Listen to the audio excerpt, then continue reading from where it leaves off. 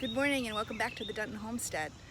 I was thinking it was about time for some updates. It's been quite a while since I've posted any videos. Been quiet on that front, but not quiet on about what we've been getting done around here. It's been a lot going on in the last 6 months or so. So I think I'll start with the top of the gardens and work our way down to the lower garden.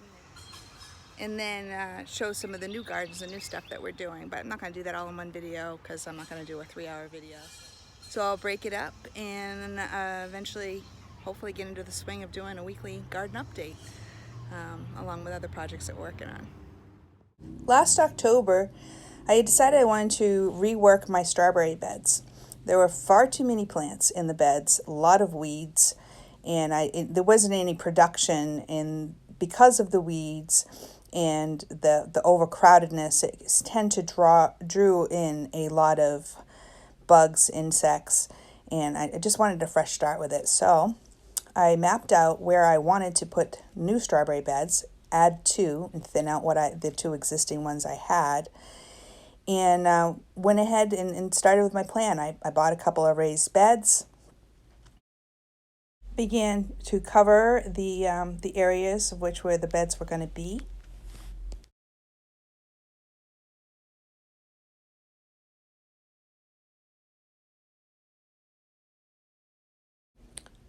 Built the beds,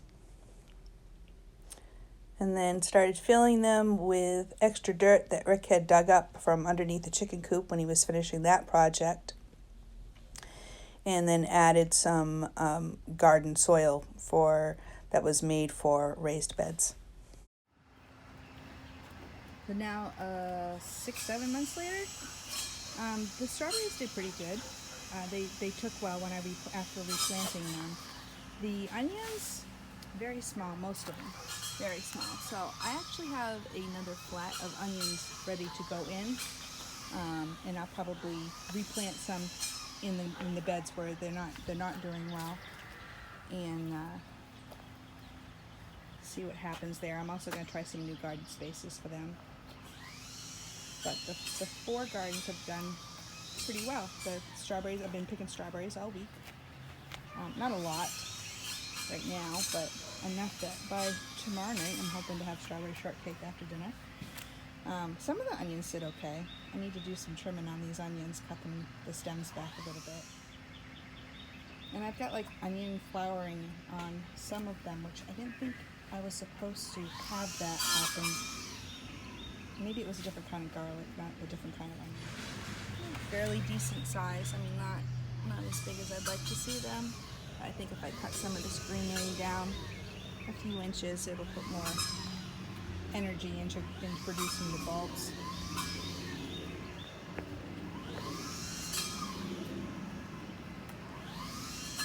But everything came back pretty well. The strawberries was the main thing I was worried about because I had thinned them so much and then was careful about what I put in. So even though the onions didn't do as awesome as I was hoping, planting them in with the strawberries, the garlic seems to. Of course, I don't have any idea what size these garlic bulbs are going to be when I pull them, but at least the plants look strong.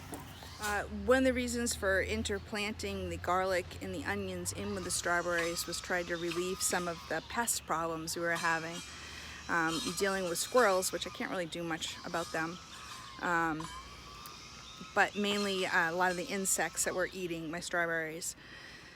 So far from what I've picked, of course, it hasn't been disgustingly hot here for long periods of time, bringing out all those insects.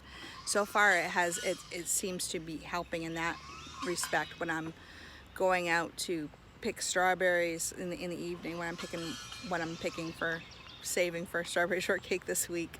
I haven't found any that have been eating insects. There's plenty of insects out here, but the insects don't seem to be eating the strawberries. This spring, I decided that I wanted to rework the area where I've been planting my ginger and my turmeric, and reworking it. I wanted a nice area that I come sit, and when it's all finished I'm going to put a garden chair in here, and it'll be amongst the rose bushes, and I'm hoping for a really just nice peaceful place to sit in the evening for a few minutes just to take it all in. I pulled up the raised bed that I had that I was sharing with the turmeric and the ginger together.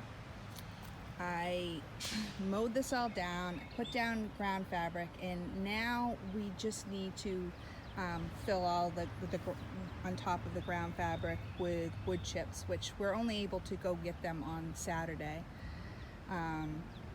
There's actually a tree crew that's out front working on the power lines, and we asked them if they would dump a load of chips last week, and they said they would on Monday, but they didn't.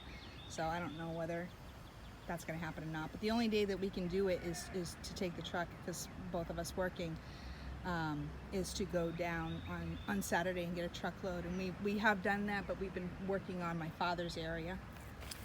But in here, I started something new, because I wanted to put 3 beds in. So I put horseradish in, and then surrounded it with Swiss chard. Always checking to see if I can figure out what good companion plants are.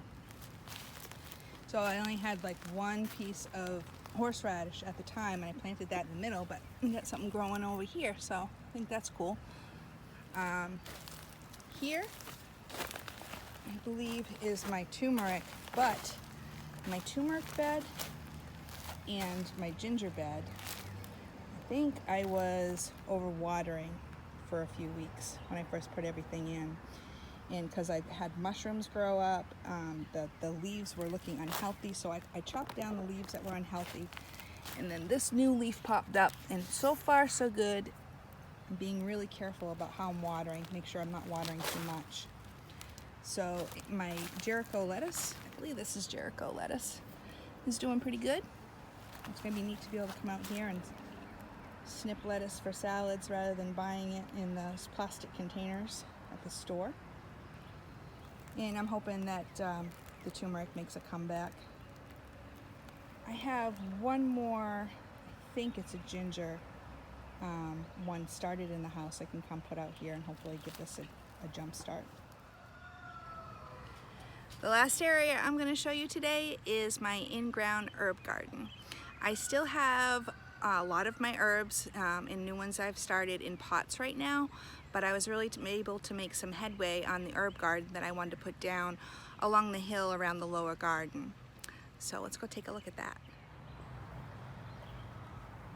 I had transplanted some comfrey down here from some of the roots that I had bought and had grown last year. So this is like 2nd year and split off this year. It's beautiful. Not sure what you're supposed to do with the flowers, or if you are, they're just pollinators. You can see the bees are loving them. Let's see if I can get close up here without making them mad.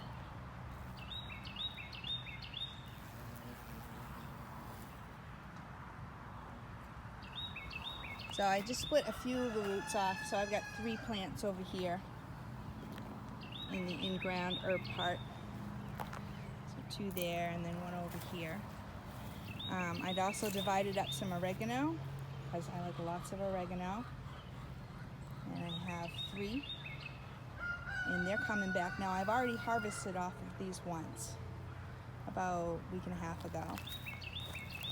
This is marshmallow. It did really well. I wasn't sure just a few weeks ago. I wasn't sure it actually had made the winter. This here is Ella Campaign. I had it planted in a big old pot. I'm not sure what size is, but like the biggest pot I could get a hold of. And then I split it. And I put it in 4 different places because of the Ella Campaign. It's actually the root that you want that has the medicinal properties in it. And so I wanted to have lots of root sources. So I've got 4 now. I can't remember what this is, but whatever it is, I didn't think it was going to come back, and it's come back good. I brought some rosemary down. I still have some rosemary in a couple of pots, but I wanted to get some in the ground, so I just let it go bush down here. The chamomile didn't make it, but I have some in pots I'm going to replant, so I can put that in here. I've had a tough time getting chamomile going, and I'm not sure if camomile's actually even a perennial. And this is exciting. I have had a hard time getting lavender started, but my lavender is starting to flower. That's pretty cool. Now in my potted gardens, stuff where I started new stuff, things that weren't perennials, like basil and there's some other things, I can't remember what, but you can go ahead and take a look at that. Thyme seems to be doing okay. I'm not sure if I'm supposed to be pulling these flowers off or not. My concern is by me not pulling these flowers off, and I gotta remember to look that up, is that it's gonna stunt its growth and it's gonna stop growing. And I wanna keep growing. I want much more of it than that. This is mint that when I was thinning out the strawberry beds, reworking them, I was finding some random mint that had been planted there when we moved here. And so I'm like, well, it'd be neat to already have some mint started. So I just stuck it in a pot. That way I can keep it kind of confined so it doesn't take over whatever area that it wants to. Maybe I can transplant some of that out where I do want it at some point. My rosemary. Got some basil started. I've got basil down in the lower garden with the tomatoes, but we'll do that on another day. Don't be fooled by the sign, it says Swiss chard, but actually it's feverfew. I also have that planted in one or two other places. I divided it. These were started from seed this year, doing awesome. I went ahead and put some dandelion seeds, you know, the puffy stuff, in some soil so I could always have some root growing in there, and I don't have to worry about getting it when I want it. It's just in there. I also have been harvesting some in the spring when it was coming around out in the lawn. Some holy basil started. This is Jerusalem artichoke from last year. So we harvested a bunch, but some of it was just so small it was hard to peel. And you do kind of want to peel them. The skins are noticeable if you just try to like mash them up like a mashed potato. It's kind of too much texture for me. So I just tossed them back in there. I have not put any new Jerusalem artichoke in either one of these pots. I did, however, buy some. Because whereas we liked it so much last year, I wanted to make sure I had plenty. I didn't realize I was going to have all those, but I'm kind of doing an experiment anyway. When I ordered the Jerusalem artichoke last year, I put them all in that wooden raised bed, and not all of them were big. In fact, a lot of them were very small. So it took a lot to make a meal.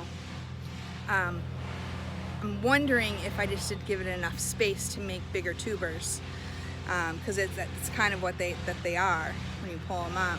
So I started planting. I've got 3 or 4 planted in large pots, and I just put one inside, and I want to see what happens.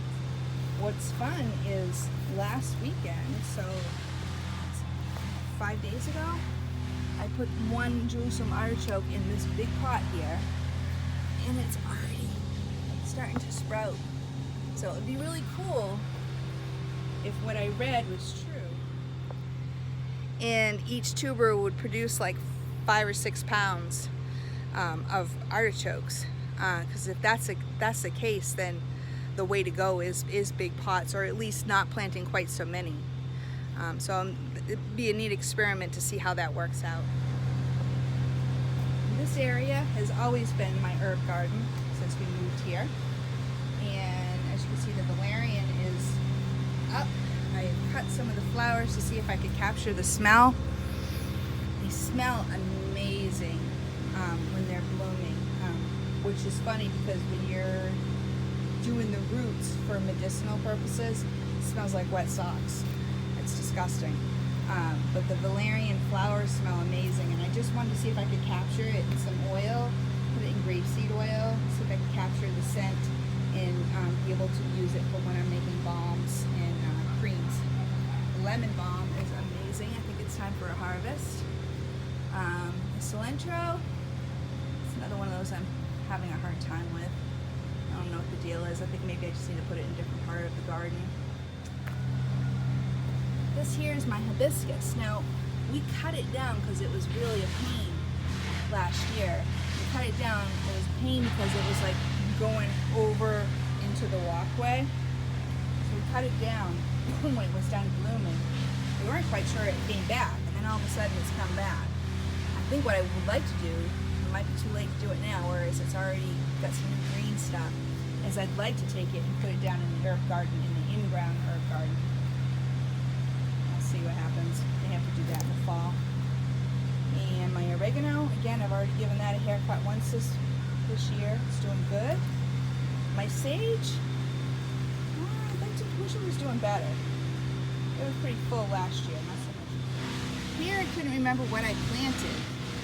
And it looks like thyme is coming out. Yes, I did actually. When I replanted stuff, I was looking for room, I put different thyme in, but there's not as much coming up as I planted. This doesn't look like there's anything coming up here at all.